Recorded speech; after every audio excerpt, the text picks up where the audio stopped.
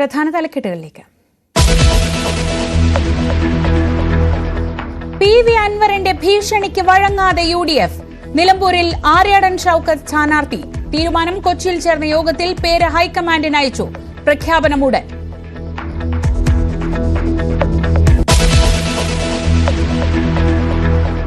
PV അൻവറിന്റെ തുടർ നീക്കമെന്ത്? സ്വതന്ത്രനായി മത്സരിക്കുമോ എന്നതിൽ ആകാംക്ഷ. LDF തെരഞ്ഞെടുപ്പ് കൺവെൻഷൻ ജൂൺ 1 മുഖ്യമന്ത്രി ഉദ്ഘാടനം ചെയ്യും.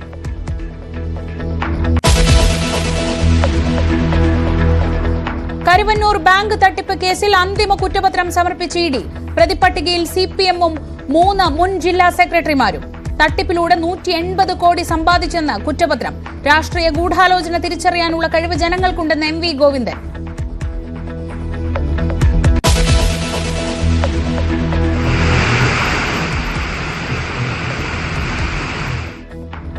സംസ്ഥാനത്ത് കനത്ത മഴ തുടരുന്നു. 13 ജില്ലകളിൽ റെഡ് അലർട്ട്. വ്യാപക നാശനഷ്ടം. ആലപ്പുഴ ബീച്ചിൽ കട തകർന്നു വീണ് യുവതി മരിച്ചു. നാളെ ബംഗാൾ ഉൾക്കടലിന് മുകളിൽ പുതിയ ന്യൂനമർദ്ദം രൂപപ്പെടും.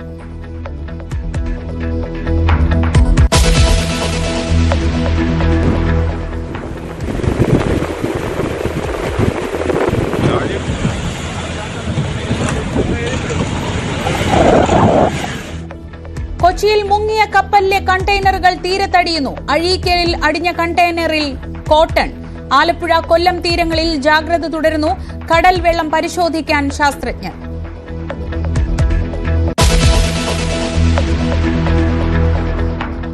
സൗദി ജയിലിൽ കഴിയുന്ന അബ്ദുൾ റഹീമിന്റെ വധശിക്ഷ റദ്ദാക്കി. 1 വർഷം കൂടി ജയിലിൽ കഴിയണം. മകനെ കണ്ടാൽ മാത്രമേ സന്തോഷമാകൂ എന്ന് ഉമ്മ.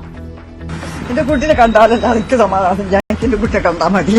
എത്ര തന്നെ പറഞ്ഞൊക്കെ പറ്റിച്ച് മക്കളെ എനിക്ക് സഹിക്കാൻ കഴിയില്ല. അപ്പീൽ നൽകുന്നത് ആലോചിക്കുമെന്ന് റഹീം സഹായ സമിതി.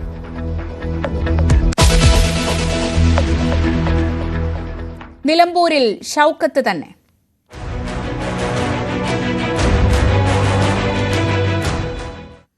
സസ്പെൻസുകൾക്കൊടുവിൽ നിലമ്പൂരിൽ ആര്യാടൻ ഷൌക്കത്ത് തന്നെ. കൊച്ചിയിൽ ചേർന്ന കോൺഗ്രസ് നേതൃയോഗം ആര്യാടൻ ഷൌക്കത്തിനെ സ്ഥാനാർത്ഥിയായി തീരുമാനിച്ചു. പേര് AICC നേതൃത്വത്തിന് കൈമാറി. ഇന്ന് തന്നെ പ്രഖ്യാപനമുണ്ടാകും. VS ജോയിയുടെ കൂടി പിന്തുണ ഉറപ്പിച്ചാണ് ആര്യാടൻ ഷൌക്കത്തിനെ സ്ഥാനാർത്ഥിയായി തെരഞ്ഞെടുത്തത്. PV അൻവർ ഉയർത്തിയ സമ്മർദ്ദ തന്ത്രം അവഗണിക്കാനാണ് കോൺഗ്രസ് തീരുമാനം. എന്നാൽ അൻവറിനെ അനുനയിപ്പിക്കാനും ശ്രമങ്ങൾ സജീവമാണ്. ഇല്ല ഒന്നും ആയിട്ടില്ലല്ലോ. ഒന്നും ആയിട്ടില്ല. അത് ഹൈക്കമാൻഡ് പ്രഖ്യാപിക്കും. ഹൈക്കമാൻഡ് ഇല്ല അത് പിന്നെ സ്ഥാനാർത്ഥി ഹൈക്കമാൻഡാണല്ലോ തീരുമാനിക്കേണ്ടത്. ഹൈക്കമാൻഡ് തീരുമാനിച്ച് പ്രഖ്യാപിക്കും. പിന്നെ മാത്രമല്ല, നമ്മളിവിടെ ആര് UDF പ്രഖ്യാപിക്കുന്ന ഏത് സ്ഥാനാർത്ഥിയാണെങ്കിലും അതിനെ പിന്തുണച്ച് ബഹുഭൂരിപക്ഷത്തോടെ വിജയിപ്പിക്കാൻ വേണ്ടി തയ്യാറായി നിൽക്കുകയാണ്. CV അനുമോദ് മലപ്പുറത്തു നിന്നും, TG സജിത് ന്യൂസ് ഡെസ്കിൽ നിന്നും വിശകലനങ്ങളുമായി. അനുമോദ്, ഒടുവിൽ സമ്മർദ്ദങ്ങൾക്കൊന്നും വഴങ്ങേണ്ട എന്നൊരു തീരുമാനത്തിലേക്ക് എത്തുകയാണ് UDF. ആര്യാടൻ ഷൌക്കത്ത് തന്നെ സ്ഥാനാർത്ഥിയാകുന്നു. എങ്ങനെയാണ് നിലമ്പൂരിലെ കോൺഗ്രസ് പ്രവർത്തകരും ഒപ്പം UDF പ്രവർത്തകരും ഒക്കെ ഈ തീരുമാനത്തെ ഏറ്റെടുക്കുന്നത്?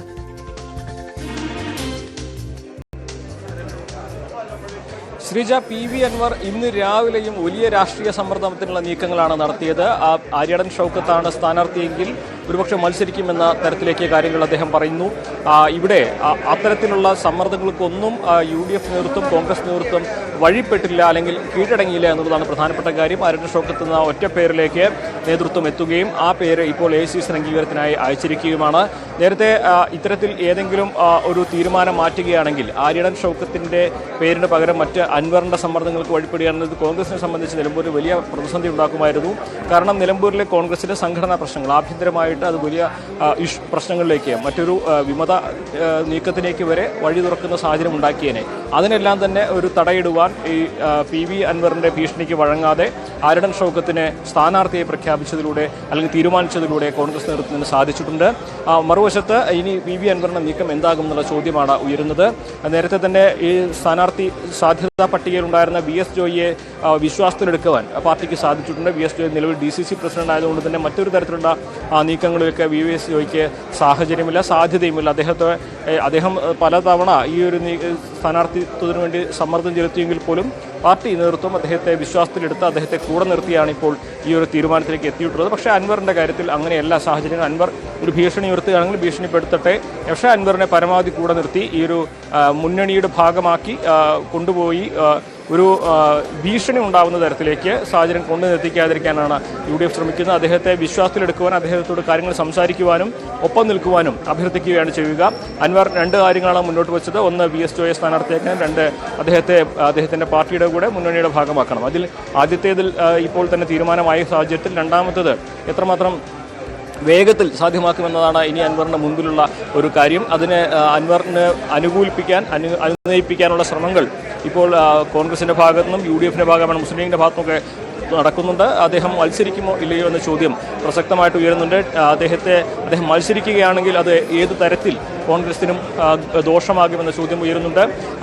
നേരത്തെ തന്നെ LDFിനെതിരെ പിണറായിക്കെതിരെയാണ് തൻ്റെ പോരാട്ടമെന്ന് അൻവർ പ്രഖ്യാപിച്ച സാഹചര്യത്തിൽ ഇനി താൻ ഒറ്റയ്ക്ക് ഈ ഒരു മത്സരത്തിന് ഇറങ്ങുമ്പോൾ അത് ഇടതുപക്ഷത്തിന് സഹായകമാകുന്ന ഒരു സാഹചര്യം തീർക്കില്ലേ എന്ന ചോദ്യവും അൻവറിനൊപ്പമുള്ളവർ പലരും ഉന്നയിക്കുന്നുണ്ട്. പക്ഷേ ഇവിടെ പ്രധാനപ്പെട്ടത് അൻവറിനെ എങ്ങനെ അനുനയിപ്പിച്ച് ഒപ്പം കൂട്ടും എന്നുള്ളതാണ്. തുടർ നീക്കങ്ങൾ അൻവറിൻ്റെ പ്രതികരണം വളരെ പ്രധാനപ്പെട്ടതാണ്. നിലവിൽ അൻവർ വീട്ടിലില്ല, അദ്ദേഹം ചർച്ചകളിലാണ് എന്നാണ് മനസ്സിലാക്കാൻ സാധിക്കുന്നത്.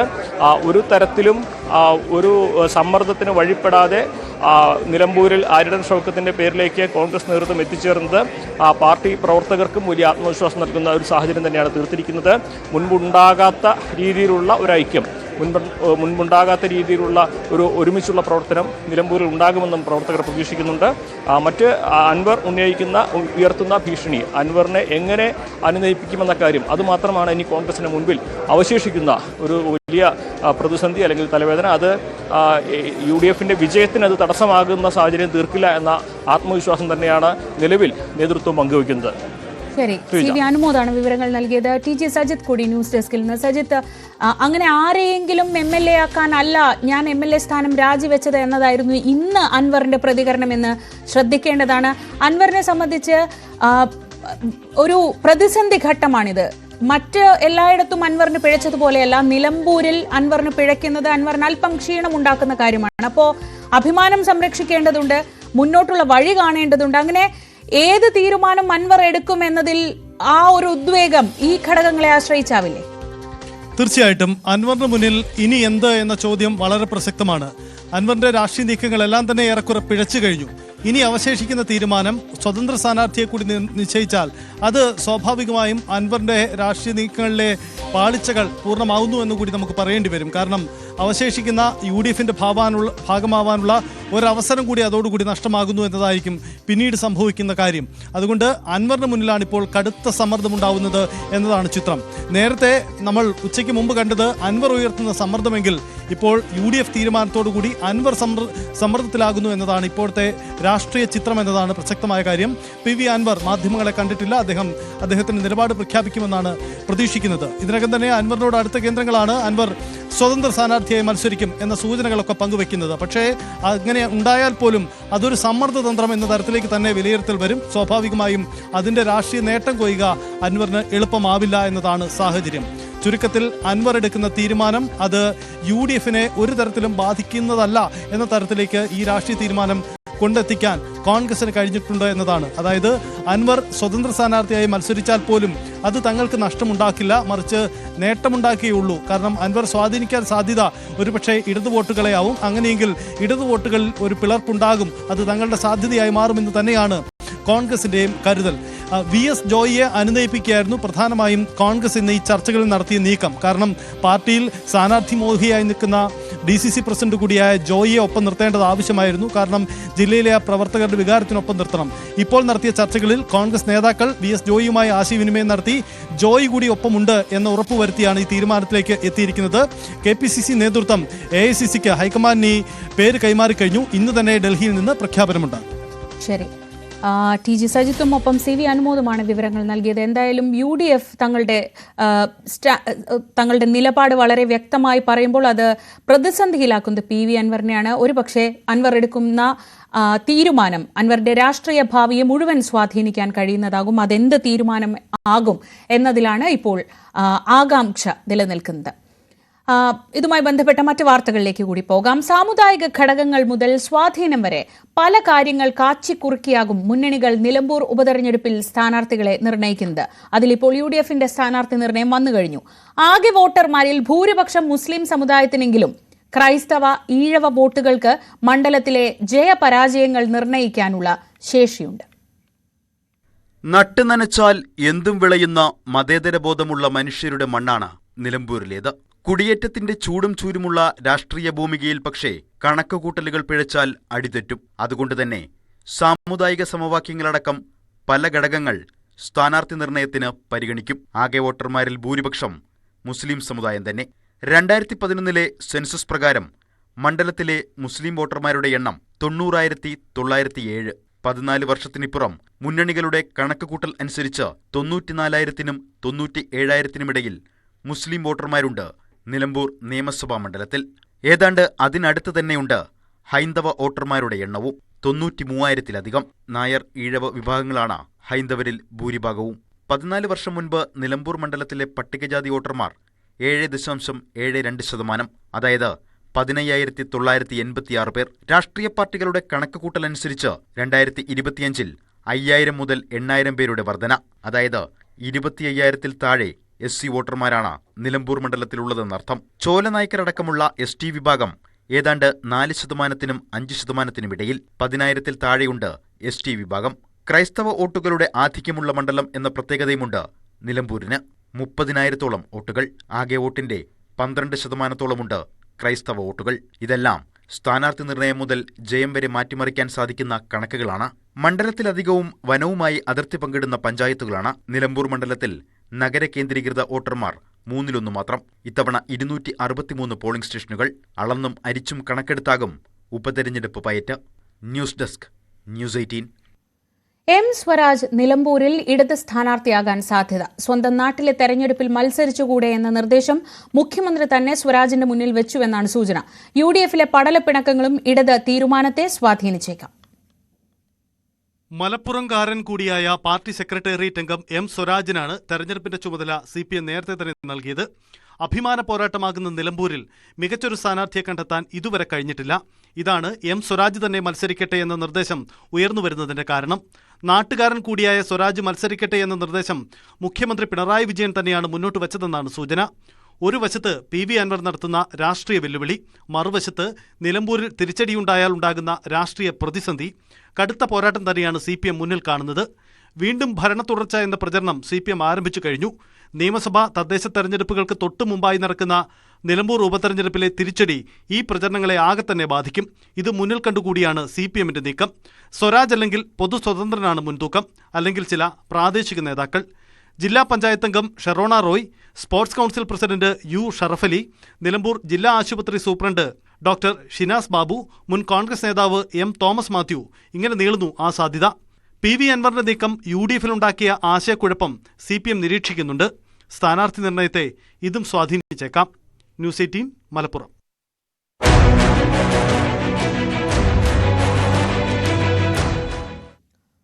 ഇന്നത്തെ മറ്റു വാർത്തകളിലേക്ക്. കരുവന്നൂർ ബാങ്ക് തട്ടിപ്പ് കേസിൽ CPM തൃശൂർ മുൻ ജില്ലാ സെക്രട്ടറിമാരെ പ്രതികളാക്കി ED കുറ്റപത്രം സമർപ്പിച്ചു. MM Varghese, AC Moideen, K. Radhakrishnan MP എന്നിവർ പ്രതികളാണ്. അന്തിമ കുറ്റപത്രത്തിൽ പുതുതായി 27 പേരെ കൂടി പ്രതി ചേർത്തു. കുറ്റപത്രം രാഷ്ട്രീയ പ്രേരിതമെന്ന് AC മൊയ്തീൻ പ്രതികരിച്ചു. നിലമ്പൂർ തെരഞ്ഞെടുപ്പിനെ ബാധിക്കില്ലെന്നായിരുന്നു MV ഗോവിന്ദന്റെ പ്രതികരണം. കരുവന്നൂർ ബാങ്കിന്റെ മറവിൽ CPM ജില്ലാ നേതൃത്വത്തിന്റെ അറിവോടെ കള്ളപ്പണം വെളുപ്പിക്കൽ നടന്നെന്നാണ് EDയുടെ കണ്ടെത്തൽ. തട്ടിപ്പ് നടത്തിയത് വഴി പ്രതികൾ സമ്പാദിച്ചത് 180 കോടി. ഇതിൽ 128 കോടി പ്രതികളുടെ സ്വത്തുക്കളിൽ നിന്നും കണ്ടുകെട്ടിയെന്നും എൻഫോഴ്സ്മെന്റ് ഡയറക്ടറേറ്റ് കലൂർ PMLA കോടതിയിൽ സമർപ്പിച്ച കുറ്റപത്രത്തിൽ പറയുന്നു. മുൻമന്ത്രി AC മൊയ്തീൻ 67-ാം പ്രതിയും CPMനെ കേസിൽ 68-ാം പ്രതിയുമാക്കി. MM വർഗീസ് 69-ാം പ്രതിയും K. രാധാകൃഷ്ണൻ MPയെ 70-ാം പ്രതിയുമാക്കിയാണ് കുറ്റപത്രം സമർപ്പിച്ചത്. ED മുൻപ് ചോദ്യം ചെയ്ത മുൻ MP PK Biju, Kerala bank vice president MK Kannan തുടങ്ങിയവരെ പ്രതി ചേർത്തിട്ടില്ല. CPM പാർട്ടി ഉൾപ്പെടെ 8 രാഷ്ട്രീയ പ്രവർത്തകരാണ് പ്രതിയായത്. അന്തിമ കുറ്റപത്രത്തിൽ പുതുതായി 27 പ്രതികൾ കൂടെയുണ്ട്. ഇതോടെ കേസിൽ ആകെ പ്രതികൾ 83ആയി. പാർട്ടിയെയും നേതാക്കളെയും പ്രതിചേർത്തത് രാഷ്ട്രീയ ഗൂഢാലോചനയുടെ ഭാഗമെന്ന CPM സംസ്ഥാന സെക്രട്ടറി MV ഗോവിന്ദൻ. പാർട്ടിയുടെ സന്നദ്ധരായ നേതാക്കന്മാരെയും കുറ്റപത്രത്തിന്റെ ഭാഗമായിട്ട് ചേർത്തുകൊണ്ട് കേസിൽ പ്രതികളാണ് എന്ന് വരുത്തി തീർക്കാനും പ്രചരണം നടത്താനും വേണ്ടിയുള്ള ബോധപൂർവമായ രാഷ്ട്രീയ ഗൂഢാലോചനയാണ് ED യഥാർത്ഥത്തിൽ നടത്തിയിട്ടുള്ളത്. കേസിനെ രാഷ്ട്രീയമായും നിയമപരമായും നേരിടുമെന്ന് CPM വ്യക്തമാക്കി. തട്ടിപ്പിൽ പാർട്ടിക്ക് പങ്കില്ലെന്ന് AC മൊയ്തീൻ. കേസിൽ പ്രധാന സാക്ഷികളെ മാപ്പുസാക്ഷികളാക്കുന്നു. EDയുടെ കുറ്റപത്രം പൂർണ്ണമായും രാഷ്ട്രീയ പ്രേരിതമെന്നും നിയമപരമായും രാഷ്ട്രീയപരമായും നേരിടുമെന്നും AC മൊയ്തീനും പറഞ്ഞു. കേസിൽ CPMനെയും പ്രതിചേർത്തതോടെ നിലമ്പൂർ ഉപതെരഞ്ഞെടുപ്പിലടക്കം വിഷയം പ്രതിഫലിക്കുമെന്നുറപ്പായി. ന്യൂസ് 18 കൊച്ചി. തീരത്താഞ്ഞടിച്ച് ആശങ്ക.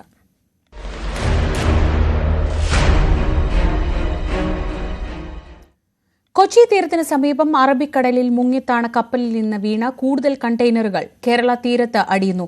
കൊല്ലത്തെയും ആലപ്പുഴയിലെയും തീരമേഖലയിലാണ് കണ്ടെയ്നറുകൾ അടിഞ്ഞത്. കൊല്ലം തീരത്ത് മാത്രം ഇതുവരെ 23 കണ്ടെയ്നറുകൾ കരക്കടിഞ്ഞു. കണ്ടെയ്നറുകൾക്ക് അരികിലേക്ക് ആളുകൾ പോകരുതെന്നും അവ തുടരുതെന്നും മുന്നറിയിപ്പ് നൽകിയിട്ടുണ്ട്.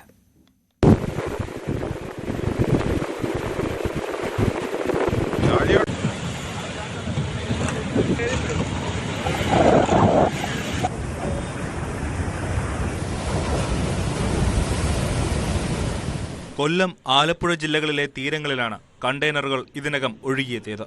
നീണ്ടകര, പരിമണം, കരിത്തുറ, ശക്തികുളങ്ങര, മദാമത്തോപ്പ്, ആലപ്പാട്, ആലപ്പുഴ, ആറാട്ടുപുഴ തുടങ്ങിയ മേഖലകളിലാണ് കണ്ടെയ്നറുകൾ കണ്ടെത്തിയത്. രാവിലെ ഏകദേശം 6:30 മണിക്കാണ് നമ്മുടെ കണ്ടെയ്നർ ഈ തറയിൽ കടവ് ഭാഗത്തേക്ക് കാണപ്പെട്ടത്. അപ്പോൾ തന്നെ പോലീസിന് വിവരം കിട്ടി. ജില്ലാ പോലീസ് മേധാവി അതുപോലെ തന്നെ ജില്ലാ കളക്ടറെയും വിവരം അറിയിച്ചു. പെട്ടെന്ന് തന്നെ പോലീസ് പാർട്ടി എത്തി ഇവിടുത്തെ തദ്ദേശ സ്വയംഭരണ സ്ഥാപനത്തിൽ ഉദ്യോഗസ്ഥരുമായിട്ട് ചേർന്ന് ജനങ്ങൾ അങ്ങോട്ട് അടുക്കാതിരിക്കാൻ വേണ്ടിയുള്ള സംവിധാനങ്ങൾ ചെയ്തു. ആ കണ്ടെയ്നർ ഈ പാറയിൽ അടിച്ചത് പൊട്ടിയിട്ടുണ്ട്.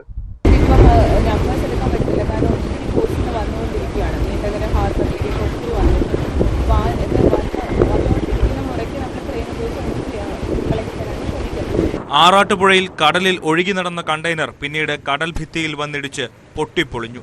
സാധനങ്ങൾ മുഴുവൻ കടലിൽ ഒഴുകി നടക്കുകയാണ്. ഓറഞ്ച് തുണി കൊണ്ട് പൊതിഞ്ഞ ബോക്സുകളും തീരം തൊട്ടു.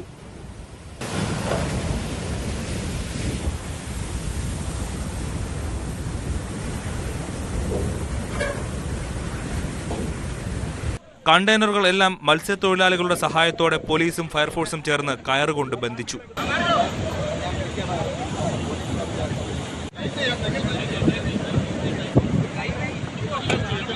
നിലവിൽ നീണ്ടകരയിൽ നിന്ന് മത്സ്യബന്ധനത്തിന് പോകുന്നത് വിലക്കിയിട്ടുണ്ട്.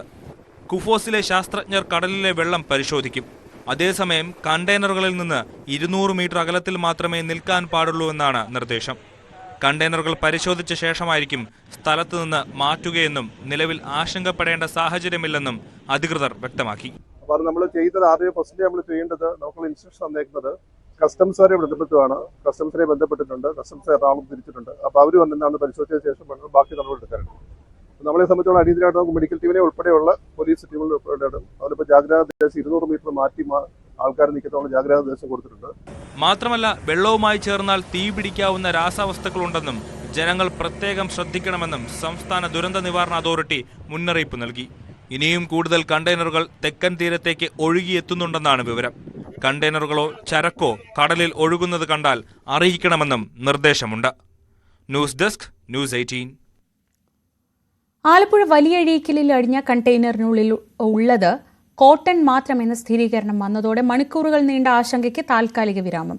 കസ്റ്റംസ് നടത്തിയ പരിശോധനയിലാണ് സ്ഥിരീകരണം വന്നത്. അതേസമയം കടലിൽ എണ്ണയും രാസപദാർത്ഥങ്ങളും അടങ്ങിയിട്ടുണ്ടോ എന്ന പരിശോധനയുടെ ഫലം ലഭ്യമായ ശേഷം മാത്രമേ കുട്ടനാട്ടിലേക്ക് ജലം കടക്കുന്ന തോട്ടപ്പള്ളി പൊഴി ഉൾപ്പെടെ തുറക്കൂ.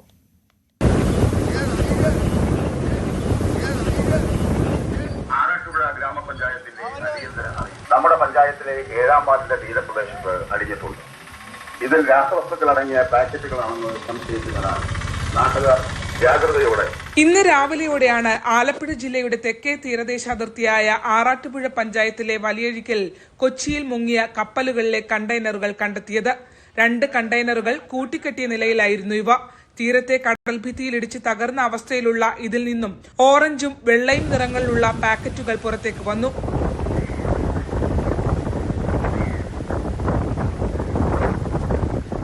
മന്ത്രി പി പ്രസാദ്, ജില്ലാ കളക്ടർ അലക്സ് വർഗീസ് ഉൾപ്പെടെയുള്ളവർ സ്ഥലത്തെത്തി. ജനങ്ങളെ 200 മീറ്റർ അകലെ സുരക്ഷിത സ്ഥാനങ്ങളിലേക്ക് മാറ്റി. ഉച്ചയോടെ കസ്റ്റംസ് ഉദ്യോഗസ്ഥർ എത്തി പരിശോധന. ഇവിടെ വന്നത് 2 കോട്ടനാണ് നോക്കി ഓരോന്നും കണ്ടെയ്നർ നമ്പർ നോക്കിയിട്ട് എന്ത് ഐറ്റം ആണെന്നുള്ളത് പറയാൻ പറ്റുള്ളൂ. അതിനകത്ത് പല ഐറ്റമാണ്. ഇത് 2 കോട്ടനാണ്. പിന്നാലെ ആശങ്കകൾ അയഞ്ഞു. കണ്ടെയ്നറിലുള്ളത് തുണി നിർമ്മാണത്തിനുള്ള അസംസ്കൃത വസ്തുക്കളെന്ന മന്ത്രിയുടെ സ്ഥിരീകരണം. എന്തെല്ലാമാണ് നമ്മൾ ചെയ്യേണ്ടത് എന്ന കാര്യത്തിൽ ഒരു നിർദ്ദേശം ആലപ്പുഴ ജില്ലയിൽ ഇതുമായി ബന്ധപ്പെട്ട എല്ലാ തദ്ദേശ സ്വയംഭരണ സ്ഥാപനങ്ങളിലും എത്തുന്ന തരത്തിലേക്ക് ഉള്ള ഇടപെടലുകൾ ജില്ലാ ഭരണകൂടത്തിന്റെ മുൻകൈയിൽ തന്നെ നടത്തിയിട്ടുണ്ട്. ഞാനും കൂടി പങ്കെടുത്തിട്ടാണ് ഇന്നലെ ഉച്ചയ്ക്ക് ഞങ്ങൾ അടിയന്തരമായി ഇതിനായുള്ള യോഗങ്ങൾ ചേർന്നത്. ആ യോഗത്തിന്റെ അടിസ്ഥാനത്തിലാണ് വഴിയുള്ള ഇടങ്ങളിലൊക്കെയും ചില നടപടികൾ സ്വീകരിക്കാൻ തീരുമാനിച്ചത്. എണ്ണപ്പാട അകത്തേക്ക് കയറിപ്പോകാതിരിക്കത്തക്ക തരത്തിലേക്ക് കടലിൽ നിന്ന് മറ്റ് തോടുകൾ വഴിയും മറ്റും ഉള്ളിലേക്ക് വീണ്ടും ഇറങ്ങി പോകാതിരിക്കാൻ പാകത്തിലുള്ള ഇടപെടലുകൾ തീർത്തിട്ടുണ്ട്. എണ്ണയോ രാസപദാർത്ഥങ്ങളോ കടലിൽ കലർന്നിട്ടില്ല എന്ന് പരിശോധനാ ഫലം വരും വരെ കുട്ടനാട്ടിലേക്ക് തുറക്കുന്ന തോട്ടപ്പള്ളി പൊഴി മുറിക്കാതിരിക്കാനാണ് തീരുമാനം. ശക്തമായ മഴയും കടൽക്ഷോഭവും നിലനിൽക്കുന്ന ജില്ലയിൽ പൊഴി തുറക്കാനാവാത്തത് പ്രതിസന്ധി സൃഷ്ടിക്കുമെങ്കിലും കണ്ടെയ്നറുകളിൽ എത്തിയത് രാസപദാർത്ഥങ്ങളല്ല എന്ന ആശ്വാസം ജനങ്ങളിൽ ഭീതി അകറ്റുന്നു. ന്യൂസ് 18 ആലപ്പുഴ. കൊച്ചി തീരത്തിന് സമീപം മുങ്ങിയ വിദേശ ചരക്ക് കപ്പലിൽ നിന്ന് എണ്ണപ്പാട പടരുന്നത് ചെറുക്കാനുള്ള കോസ്റ്റ് ഗാർഡിന്റെ ശ്രമം തുടരുകയാണ്. 8444 മെട്രിക് ടൺ ഡീസലും 367.1 മെട്രിക് ടൺ ഫർണസ് ഓയിലും കപ്പലിലുണ്ട്. എണ്ണ ചോർച്ചയുടെ മാപ്പിംഗിനായി നൂതന സാങ്കേതിക വിദ്യകളുള്ള ഹെലികോപ്റ്ററുകൾ ഉൾപ്പെടെ ഉപയോഗിച്ച് നിരീക്ഷണം തുടരുകയാണ്. പൊല്യൂഷൻ റെസ്പോൺസ് കോൺഫിഗറേഷൻ സംവിധാനമുള്ള കപ്പലാണ് എണ്ണപ്പാട പടരുന്ന സാഹചര്യം നിയന്ത്രിക്കാനായി കോസ്റ്റ് ഗാർഡ് നിയോഗിച്ചിരിക്കുന്നത്. എണ്ണ ചോർച്ച കണ്ടെത്തുന്ന അത്യാധുനിക സംവിധാനങ്ങളുള്ള വിമാനങ്ങൾ ആകാശ നിരീക്ഷണവും നടത്തുന്നു. കോസ്റ്റൽ ഗാർഡ് മലിനീകരണ പ്രതിരോധത്തിനായുള്ള എല്ലാ തയ്യാറെടുപ്പുകളും സജീവമാക്കി. മുങ്ങിയ കപ്പലിൽ ഉണ്ടായിരുന്ന 640 കണ്ടെയ്നറുകളിൽ 13 എണ്ണത്തിൽ ഹാനികരമായ വസ്തുക്കളും 12 എണ്ണത്തിൽ കാൽസ്യം കാർബൈഡുമാണുള്ളത്. കാൽസ്യം കാർബൈഡ് വെള്ളത്തിൽ കലർന്നാൽ ഗുരുതരമായ പ്രത്യാഘാതങ്ങളുണ്ടാകും. അതുകൊണ്ടാണ് കണ്ടെയ്നറുകൾ കൈകാര്യം ചെയ്യുന്നതിൽ അതീവ ജാഗ്രത വേണമെന്ന് നിർദ്ദേശം നൽകിയത്. ഈ കണ്ടെയ്നറുകൾ സൂക്ഷിച്ചത് കപ്പലിന്റെ ഉൾഭാഗത്താണ്. കടലിലേക്ക് തെറിച്ചു വീണ കണ്ടെയ്നറുകളിൽ ഇവയുണ്ടോ എന്ന് ഔദ്യോഗികമായി സ്ഥിരീകരിക്കാനും കഴിഞ്ഞിട്ടില്ല. അതുകൊണ്ട് തന്നെ അപകടം നടന്ന സ്ഥലത്ത് തുടരുന്ന കോസ്റ്റ് ഗാർഡ് കപ്പലും ജാഗ്രതയോടെയാണ് നിലയുറപ്പിച്ചിട്ടുള്ളത്. തീരത്തടിഞ്ഞ കണ്ടെയ്നറുകളിലെ പദാർത്ഥങ്ങൾ കോസ്റ്റ് ഗാർഡും നാവികസേനയും പരിശോധിക്കുന്നുമുണ്ട്. ന്യൂസ് 18 കൊച്ചി. സൗദി ബാലൻ കൊല ചെയ്യപ്പെട്ട കേസുമായി ബന്ധപ്പെട്ട് റിയാദിലെ ജയിലിൽ കഴിയുന്ന കോഴിക്കോട് ഫാറൂഖ് കോടമ്പുഴ സ്വദേശി അബ്ദുൾ റഹീമിന്റെ മോചനം വൈകാതെ ഉണ്ടാകും. കഴിഞ്ഞ ജൂലൈയിൽ റഹീമിന്റെ വധശിക്ഷ റദ്ദാക്കിയ കോടതി പൊതുജനാവകാശ നിയമപ്രകാരം 20 വർഷത്തെ തടവ് ശിക്ഷ വിധിച്ചു. 19 വർഷമായി ജയിലിൽ കഴിയുന്നതിനാൽ അടുത്ത വർഷം ശിക്ഷാ കാലാവധി പൂർത്തിയാക്കി പുറത്തിറങ്ങാൻ റഹീമിന് കഴിയുമെന്നാണ് പ്രതീക്ഷ. മരിച്ച സൗദി ബാലന്റെ കുടുംബത്തിന് ദയാധനമായി 34 കോടി രൂപ കൈമാറിയ ശേഷം നടന്ന 13ാമത് സിറ്റിംഗിലാണ് നിർണായക വിധി ഉണ്ടായത്. വ്യക്തി നിയമപ്രകാരം വധശിക്ഷ റദ്ദാക്കിയെങ്കിലും സൗദിയിലെ പൊതു അവകാശ നിയമപ്രകാരം 20 വർഷം തടവ് ശിക്ഷ റിയാദ് ക്രിമിനൽ കോടതി വിധിക്കുകയായിരുന്നു. ഇതിനകം 19 വർഷം അബ്ദുൾ റഹീം ജയിലിൽ കിടന്നതിനാൽ 1 വർഷത്തിനകം ജയിൽ മോചിതനാകാമെന്നാണ് പ്രതീക്ഷ. വൈകാരികമായാണ് റഹീമിന്റെ അമ്മ ഫാത്തിമ കോടതി വിധിയോട് പ്രതികരിച്ചത്. എന്റെ കുട്ടിനെ കണ്ടാലല്ല എനിക്ക് സമാധാനം. ഞാൻ എന്റെ കുട്ടിയെ കണ്ടാൽ മതി. എത്ര തന്നെ പറഞ്ഞൊക്കെ പറ്റിച്ച് മക്കളെ എനിക്ക് സഹിക്കാൻ കഴിയില്ല. ഇപ്പം 20 വർഷം എന്ന് പറയുമ്പോഴും കുറച്ച് മാസങ്ങൾ കൂടി മതി ജയിലിൽ കഴിയാൻ. ഒരു മാസം ഇല്ല ഞാൻ കഴിച്ചിട്ട്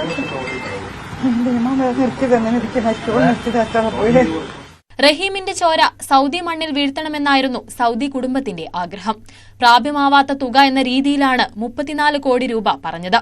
എന്നാൽ ലോകമെമ്പാടുമുള്ള ജനങ്ങളുടെ സഹായത്താൽ ആ തുക സാധ്യമാവുകയായിരുന്നുവെന്ന സഹോദരൻ. എല്ലാവരോടും നന്ദി. അന്നും ഇന്നും നമുക്ക് പറയാനുള്ളത് നിങ്ങളോട് എല്ലാവരോടും നന്ദിയാണ് എനിക്ക് പറയാനുള്ളത്. കുടുംബത്തിന്റെ ഈ മാധ്യമപ്രവർത്തകർ അതുപോലെ യൂട്യൂബേഴ്സ് ഒരുപാട് ആളുകൾ നമുക്കും വേണ്ടി ശ്രമിച്ചിട്ടുണ്ട്. നമ്മൾ 1 രൂപ ഇല്ലാതെ നിങ്ങളോട് സമൂഹത്തോട് ചോദിച്ചു 34 കോടി അതിനപ്പുറം തന്നിട്ട് നമ്മളെ സഹായിച്ചു. അപ്പൊ നിങ്ങളൊക്കെയാണ് ഈ ലോകത്ത് അറിയിച്ചത്. എല്ലാവരോടും നന്ദി അറിയിക്കുകയാണ്. ഈ 20 വർഷത്തിൽ ഇനി വളരെ തുച്ഛമായ മാസങ്ങളെ ഉണ്ടാവുള്ളൂ നാട്ടിലേക്ക് എത്താൻ.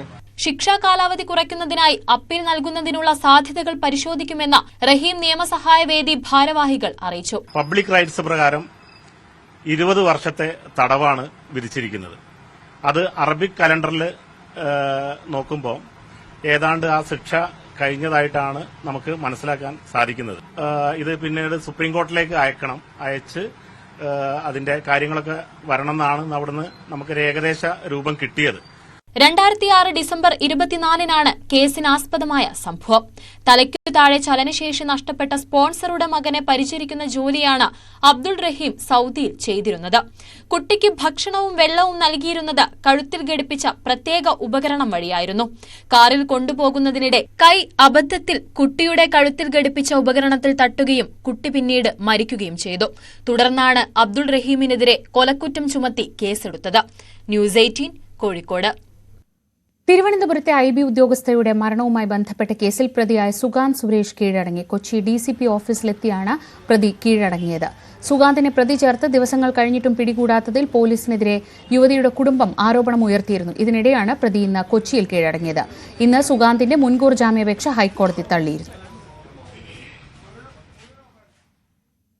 ഇന്നത്തെ സ്വർണം വെള്ളി നിരക്കുകൾ നോക്കാം. കവിത ഗോൾഡ് ആൻഡ് ഡയമണ്ട്സ് ഇന്നത്തെ സ്വർണം വെള്ളി നിരക്കുകൾ നിങ്ങൾക്കായി സമർപ്പിക്കുന്നത് ഇനി മഞ്ചേരി പറയും. വാവ് വെർസറ്റൈൽ. സ്വർണം 22 കാരറ്റ് ഗ്രാമിന് 8,950 രൂപ, പവൻ 71,600 രൂപ. സ്വർണം 18 കാരറ്റ് ഗ്രാമിന് 7,375 രൂപ, പവൻ 59,000 രൂപ. വെള്ളി ഗ്രാമിന് 110 രൂപ, കിലോയ്ക്ക് 1,10,000 രൂപ. കവിത ഗോൾഡ് ആൻഡ് ഡയമണ്ട്സ് ഇന്നത്തെ സ്വർണം വെള്ളി നിരക്കുകൾ നിങ്ങൾക്കായി സമർപ്പിക്കുന്നത് ഇനി മഞ്ചേരി പറയും. വാവ് വെർസറ്റൈൽ. ബുള്ളറ്റിൻ പൂർണ്ണമാവുന്നു. ഇനി സകലമാന കേരളത്തിൽ ഭവ്യ പാർവതി.